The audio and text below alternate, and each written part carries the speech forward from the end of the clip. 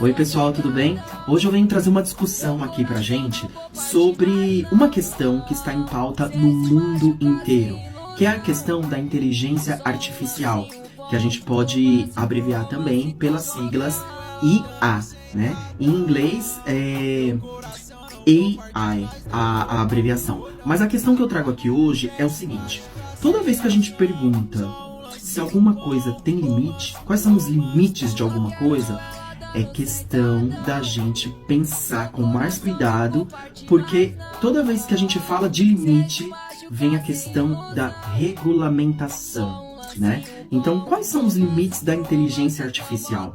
Hoje é uma questão que está em pauta no mundo todo, inclusive no campo das artes, que é o campo que eu atuo com mais assiduidade, né? E a questão da inteligência artificial, ela entra em todos os campos da vida social. Vocês já perceberam que com a inteligência artificial reproduzem vídeos, rostos de pessoas, vozes, etc, etc. E isso chega a patamares, né? Isso é a pontinha do iceberg, né? Porque, assim, a inteligência artificial, ela tem que ser criada e utilizada para o bem-estar e o desenvolvimento humano, né? Então, como que a gente faz um bom uso das tecnologias? Por exemplo, a internet das coisas, né? Robôs que podem auxiliar em cirurgias, etc, etc. Como fazer isso e utilizar isso sempre para o lado bom da coisa, né? Então, a discussão que eu vou trazer hoje sobre a inteligência artificial é a questão da regulamentação. Tem pessoas assim, países, né, que estão pensando a inteligência artificial dentro dos seus próprios países. Muita gente que está debatendo o tema fala, não é preciso regulamentação, é preciso estratégia. A gente precisa de estratégia para poder utilizar de uma boa forma as novas tecnologias que estão chegando, inclusive a inteligência artificial. Então, muita gente é contra a regulamentação e muita gente é a favor. Gente que eu falo são estados todos, nações pensando a inteligência artificial, né? Nossos governantes, representantes, etc. Então, hoje aqui eu vou trazer um fato que está acontecendo no Reino Unido. Lá na Europa, o que acontece? O Reino Unido acabou de criar 7 princípios para a regulamentação da inteligência artificial na comunidade britânica, né? E isso por quê? Porque a União Europeia, ela vem criando também princípios, mas os princípios deles são muito focados na segurança e também são muito centralizados. O Reino Unido está dando preferência para uma regulamentação mais, podemos dizer, liberal, com menos intervenção estatal da monarquia, né, do governo britânico. Então, para se diferenciar da União Europeia, os britânicos criaram esses novos 7 princípios que eu vou compartilhar com vocês.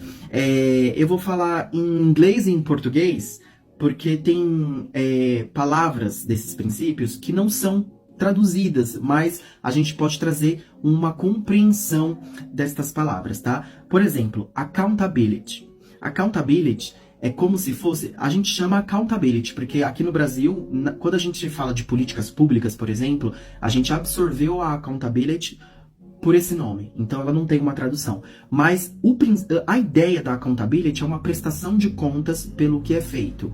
Se eu faço algo, eu tenho que ter uma prestação de conta do que foi feito, do que eu fiz com aquele algo, tá? Então isso se chama accountability, e accountability normalmente ela é atrelada, sim, ao dinheiro, ao aporte, ao financeiro. Você gastou uma verba pública, você vai fazer a accountability da prestação daquela verba que você gastou, apontando todos os pontos que você fez com aquele gasto, certo? Então, o primeiro princípio que o Reino Unido está criando para a inteligência artificial, accountability. Access, acesso. Diversity, diversidade. Choice, escolhas para os usuários e também para os criadores. Flexibilidade, flexibility.